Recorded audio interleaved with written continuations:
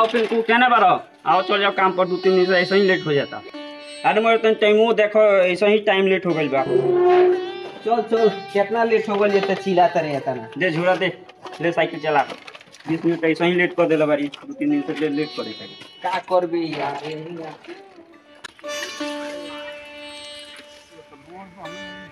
अरे पिंकू काहे कर लेट कर देता रहते इतना का करब यार साजन एगो तो ठंडा में उठे में लेट हो जाता साथ में काम हो जाता है इतना मेहनत हो जाता नु यही के चक्कर में बिहाने काम पर जाए में लेट हो जाता ओ यार का कर पैसा मजबूरी है ऐसा चीज बा इंसान से जौन न खराब चले के ढेर लेट हो गइल बा काम पर चले चलो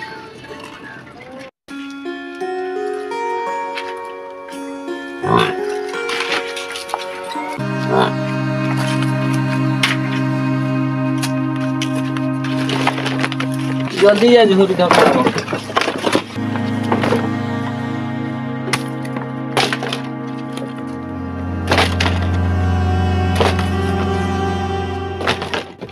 केने जाता रहो काम बा मिस्त्री कॉलम जो गिट्टी और बालू चढ़ा के कॉलम ढाले के बचार को रुको तगड़िया है इसके दादा जा जल्दी लेके आओ तो हम साफ करते हैं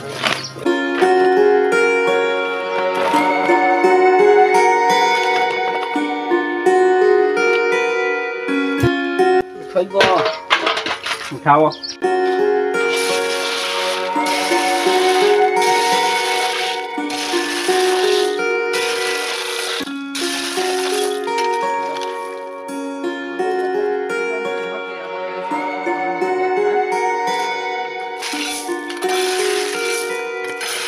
ठंडा में काम करो तो गर्मी हो जाता ठंडी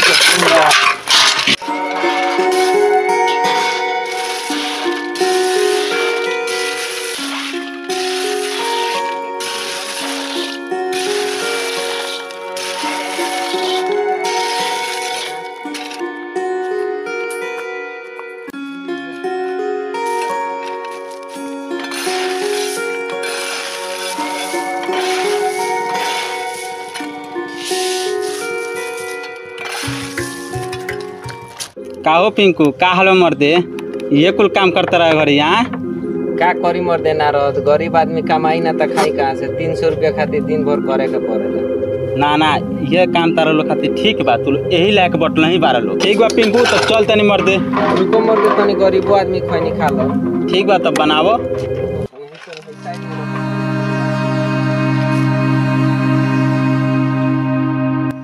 यस का बोलना रहत काहे इतना खुश बोले मोबाइल देख के मर दे लो पिंकू तारा लोग के समझ में ना आई खनी तो खा के जाई लो खैनी लो तनी देखबो लो तू 8 घंटा में 300 रुपया कमा लो हम 1 मिनट में 300 रुपया कमा लो ऊ केंगे मर दे छोड़ो तारा लोग खाए लायक नहीं खे चल तनी अब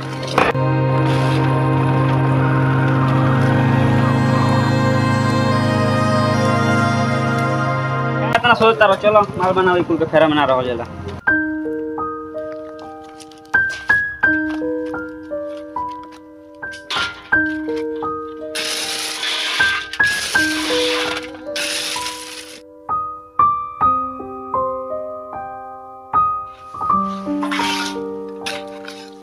भाग मरते देखो तनी तू दिन वो सोचते में निकाल दे लो बालू लेके चलो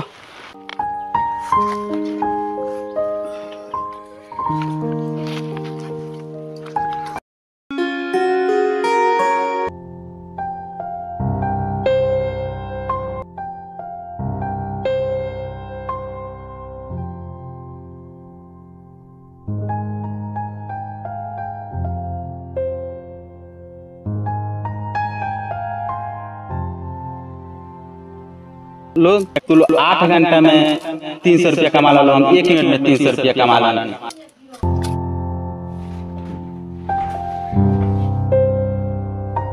अब लागत कि ये काम ना चली नारद के लगे फोन कर रहे हैं बोले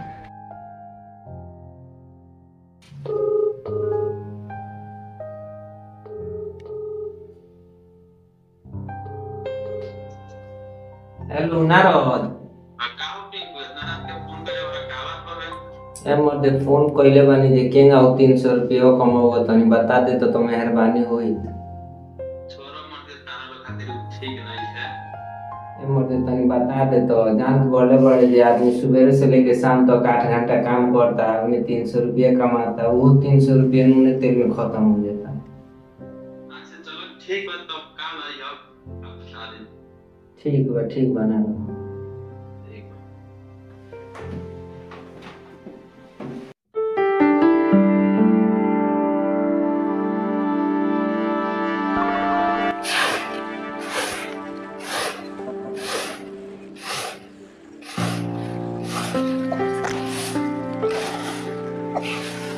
का उमर दे पिंकू इतना सवेरे आ गइलो। चल आ गइलो ठीक बा, बैठो घर में कुर्सी पे।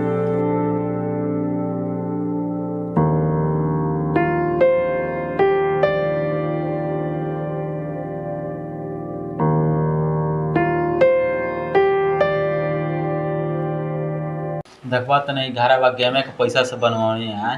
क्या करबो हमनी के 300 रुपया 8 घंटा में कमाई लेता, तो मान लो जिंदगी भर आदमी कमाते रह जाए, सपना पूरा ना होई। द पिंकू तोर मोबाइल में आइडिया बना दी। ठीक बात देता नहीं, लेकिन तन ढंग से बताइए काहे से तनी हमरो कुछ पार घाट लग जा। ठीक बा तो देखो आईडी बना दनी। आईडी बन गई? हाँ तो बना तो देल, लेकिन अब तनी यही लगले 100 रुपया डाल दे तनी हमू देख ली। ठीक बता दिए तनी। अब बता दियो जे केंगे खेले के बा। ठीक बा। देखो 400 रुपया आ गई। लोग देखो 20 रुपया लगाओ तनी। देखो 20 रुपया का 40 रुपया आ गई। ये मरी तो बड़ा जल्दी जीत गइल हो। ठीक बा तो लही तनी चले जाए बा हमरा कहीं। ठीक बा तब हमू चलता नहीं घर। ठीक बा चलो।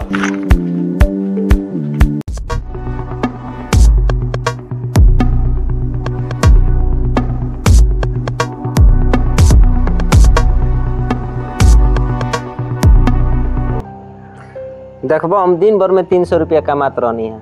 आज इतने देर में नारद के दिन हो कि कमा लेनी 300 रुपया। आ साजो नहीं बोलाव खाती तो हम कह देबे आज काम पर हम ना जाए। चलता नहीं आराम से सूते मौज मस्ती करे। पिंकू आओ चल जाओ काम पर। आज साजन हम काम पर ना जाए। काहे है यहीं आज जाए के हमरा मन नहीं है। साजन पिंकू काहे नहीं आई? अरे का करबो, कल नारदा आई रहुए दुकान मोबाइल में कहूए आ 5 मिनट में 300 रुपया कमा दे हुए, तब से वो वही के चक्कर में लागल पड़े। लागत तब वो कोनो गेम के चक्कर में पड़ गई था।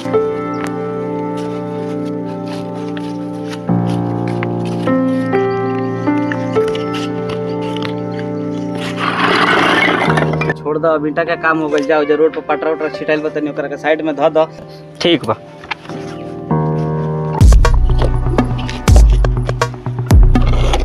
पिंकू का हो? तो पिंकू एक काम पर नहीं खाओ 2-3 दिन से मिस्त्री पूछत रहन काम पर नहीं खाओ का? ए मर्दे अब 300 रुपया खातिर हम काम पर आए। हमरा बहुत बड़न आदमी बने के बा। रोज घरे बैठल हम 2-3 हजार कमा लेनी। ठीक बा। हम समझता पिंकू ते काम चक्कर में पड़ल बारिश।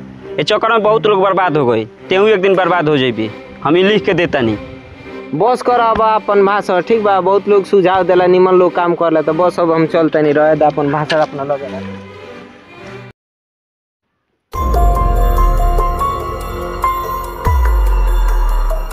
यस, अब तो 10 मिनट में हम 1000 रुपया जीत लेता नहीं। अब लागत तो जी 1000 रुपया से काम ना चले, कुछ और ही जीते के पड़ी। वही से बड़न आदमी बने जल्दी जीत के चलते नहीं।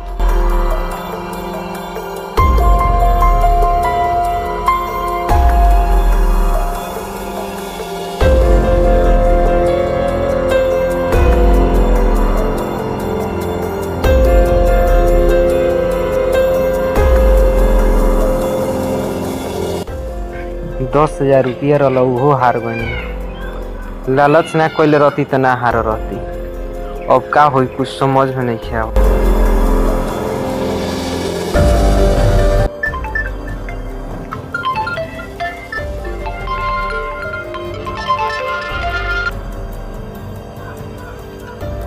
हेलो।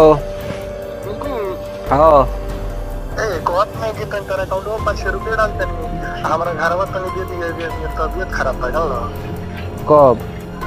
अभी दे देता ठीक बा, भेज दो। ठीक बा तो भेज दे। ठीक। काहे ना इनकरे पैसो गेमों में डाल के अपन हारल का पैसो लिया ले तनी, फिर इनकर पैसो लौटा दी। यार उतना पैसा हमर लग रहा, वो हार गनी है, वो भेजले रहन, वो हार गनी। अब का जवाब देब हम पैसा के?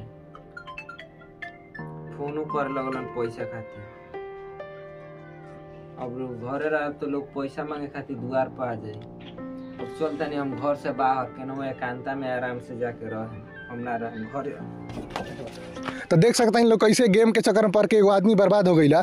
तो हम सब लोग से अपील करे के चाहते नहीं कि ई गेम के चक्कर में ना पड़े के। जितना भी युवा लोग बा पढ़े खातिर गार्जियन से पैसा लेके आ पैसा जुआ में हार जाता लो, और बड़ा बड़ा इन्फ्लुएंसर लो, यूट्यूबर लो एक प्रचार करता लो। तो हम सब लोग से यह अपील करें कि मेहनत से कमा, 2 रुपये कमा, लेकिन मेहनत से कमा, और जुआ और गेम के चक्कर में ना पड़ा।